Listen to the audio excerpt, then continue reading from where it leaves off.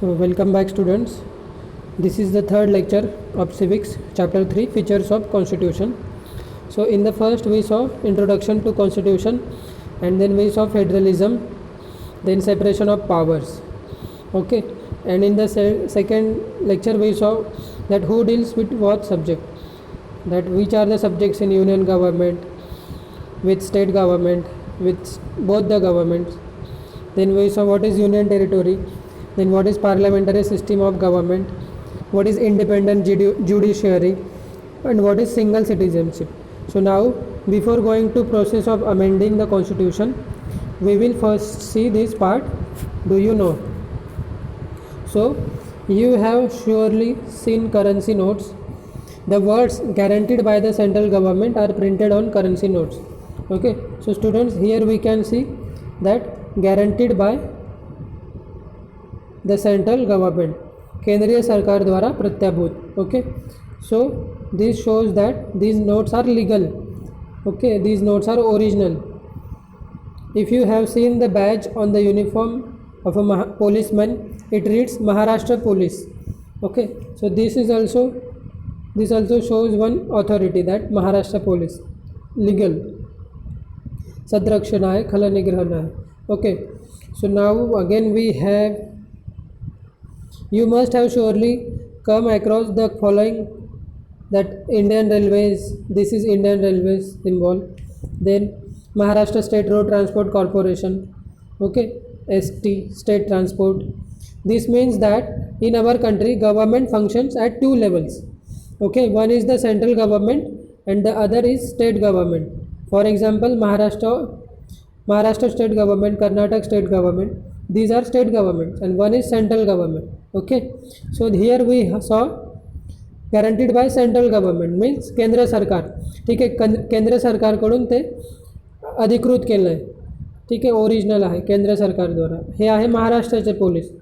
आता Indian railway आहे परत पूर्ण देशासाठी. So this comes under central government. Maharashtra police Maharashtra government, Indian railway central government, Maharashtra state transport again state government. So state government, central government, and then again state government.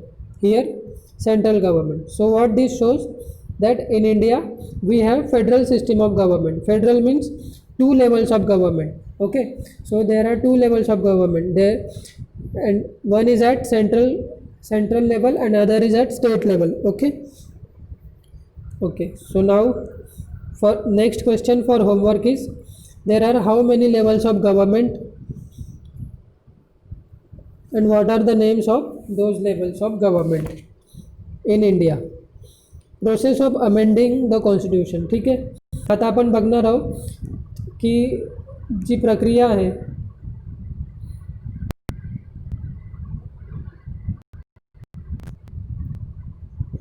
ठीक आहे, कशाची प्रक्रिया, तर जे आपले राज्यघटना आहे त्याच्यात काही सुधारणा करावी लागते. वेळेनुसार त्याच्यात कायद्यांमध्ये बदल होत जातात. तर ही जी कायद्यांमध्ये बदल करण्याची प्रक्रिया आहे त्याला म्हणतात अमेंडमेंट. ठीक आहे, process of amending the constitution. There comes up a need to make changes और amendments in the provisions of the constitution due to changing circumstances. आता सर्कमस्टन्सेस म्हणजे काय की परिस्थिती. ठीक आहे, जी परिस्थिती 1950च्या वेळेस होती ती आता नाही आहे, त्याच्यात बराच बदल झाला. तर मग वेळेनुसार काही बदल करावे लागतात. So that is called as amendment of constitution. But frequent amendments to the constitution may lead to a situation of instability. ठीक आहे, तर मग नेहमी सतत असे बदल होत राहिले पुन्हा तर मग एक अस्थिरतेची भावना किंवा अस्थिरता प्रस्थापित होऊ शकते राज्यात किंवा देशात. The procedure for amendment is specified in the constitution itself, so as to ensure that an amendment is made only after giving it a careful consideration. मग ही जी प्रक्रिया आहे, जी अमेंडमेंट म्हणजे सुधारणा करण्याची जी प्रक्रिया आहे, कशात सुधारणा करायची आपल्याला, तर राज्यघटनेत काही सुधारणा करायची. तर ही प्रक्रिया राज्यघटनेतच नमूद केली आहे, आणि मग ही सुधारणा करण्यात आधी बराच विचार केला जावा, कायद्यानुसार हे व्हावं म्हणून हे त्यातच लिहिलं गेलं. The procedure for amendment in the constitution is unique. ठीक आहे, तर ही एकमेव प्रक्रिया असते. It is neither too difficult nor too easy. ठीक आहे, ती अगदी सोपी नाही आहे आणि कठीणही नाही आहे. So more scope has been provided for giving more consideration and thought to important amendments. तर मग जे महत्त्वाच्या घटना दुरुस्ती आहे, घटना दुरुस्ती म्हणजेच अमेंडमेंट. ठीक आहे, घटना म्हणजे काय, ही राज्यघटना. तर याच्यात जे महत्त्वाचे विषय आहेत त्याच्यामध्ये जर काही बदल करायचे असतील तर त्याला बरंच महत्त्व यात दिलं आहे. The procedure is also flexible to ensure that general amendments can be brought about easily. तर याच्यात एक फ्लेक्झिबिलिटी म्हणजे काय, की जिथे आवश्यकता आहे तिथे कमी चर्चा करावी लागेल आणि जिथे जास्त आवश्यकता आहे तिथे जास्त चर्चा करावीच लागेल. ठीक आहे, तर अशा प्रकारे इथे अरेंजमेंट केली आहे. So now next is find out how many amendments have been made to Indian constitution till date. तर मग आपल्याला आता प्रश्न आहे की आतापर्यंत भारताच्या राज्यघटनेत एकूण किती घटना दुरुस्ती झाल्या आहेत. ठीक आहे, so this is also question for homework for today. How many amendments have been made to the Indian constitution till date म्हणजे आजपर्यंत किती घटना दुरुस्ती झाल्या आहेत. आता इलेक्शन कमिशन, ठीक आहे, म्हणजे जो निवडणूक आयोग आहे त्याच्याबद्दल आपण शिकणार आहोत. You must have read about the election commission in the newspaper. तर मग हे जे निवडणूक आयोग आहेत, जे निवडणुकीची प्रक्रिया सगळी घडवून आणतात, त्याच्याबद्दल आपण वृत्तपत्रात तर वाचतच राहतो, आपल्याला ते बातम्यांमध्ये कळतं. Since India has adopted a democratic form of government, people have to elect their representatives periodically. ठीक आहे, आता डेमोक्रॅटिक म्हणजे काय की लोकशाही. तर लोकांचे जे प्रतिनिधी आहेत ते निवडून येतात आणि लोकांनाच ते निवडून द्यावे लागतात दर 5 वर्षात. ठीक आहे, so for this the elections have to be conducted in a free and fair atmosphere. तर मग जे निवडून जर आणायचे असतील तर निवडणुका झाल्या पाहिजेत आणि त्या पण फ्री आणि फेअर, म्हणजे त्याच्यासाठी काही चार्जेस नको त्यांना द्यायला, आणि त्याचबरोबर फेअर म्हणजे की योग्य न्यायाने ते झालं पाहिजे, की त्याच्यात काही चिटिंग नको व्हायला मतमोजणीत वगैरे. So only then will the citizens be able to elect a candidate of their choice without any fear or pressure.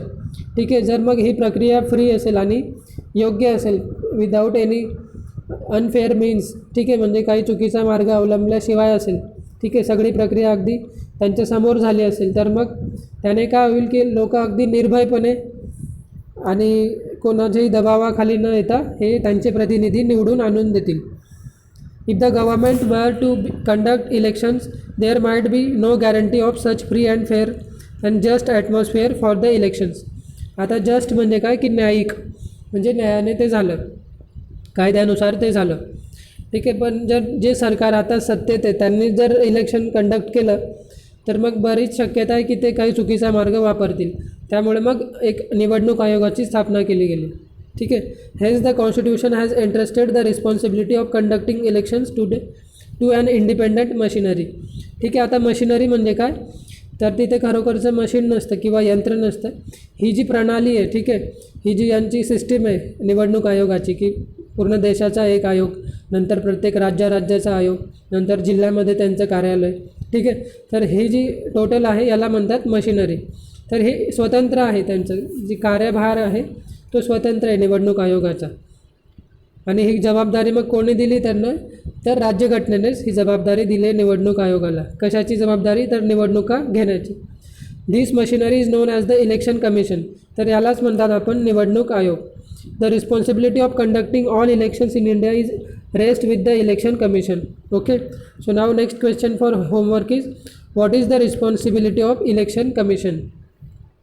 The Indian constitution has some important characteristic features. तर मग भारतीय राज्यघटनेचे काही महत्त्वाचे वैशिष्ट्य आहेत ते. ठीक आहे, in this chapter we have studied only some of important features. Another important features of our constitution is the exhaustive provision of fundamental rights. We shall study these in the next chapter. ठीक आहे, तर मग आपल्याला काही मूलभूत हक्क आहेत, म्हणजे जगण्याचा हक्क, नंतर शिक्षणाचा हक्क, बरोबर, समानतेचा हक्क, हे आपले काही मूलभूत हक्क आहेत. हे सुद्धा आपल्याला राज्यघटनेनेच दिले आहेत, संविधानानेच दिले आहेत. तर मग त्याचा अभ्यास आपण पुढच्या प्रकरणात करणार आहोत. ठीक आहे, आता about can you tell who is the current chief election commissioner. ठीक आहे, आता हा होमवर्क आहे तुमच्यासाठी. आता जे आपले मुख्य निवडणूक आयुक्त आहेत ते कोण आहेत. ठीक आहे, म्हणजे निवडणूक आयोगाचे अध्यक्ष कोण आहेत. What do you understand bye code of conduct for elections. ठीक आहे, आता कोड ऑफ कंडक्टचा अर्थ काय होतो इलेक्शनमध्ये, हा सुद्धा होमवर्क आहे. So what is a constituency. ठीक आहे, आता कॉन्स्टिट्युएन्सी म्हणजे काय, वॉर्ड. तर आपल्याला फक्त इंग्लिशमधून लिहायचं आहे की व्हॉट इज कॉन्स्टिट्युएन्सी. ठीक आहे, तर आज तुम्हाला 5 ते 6 छोटे छोटे प्रश्न होमवर्कला आहेत.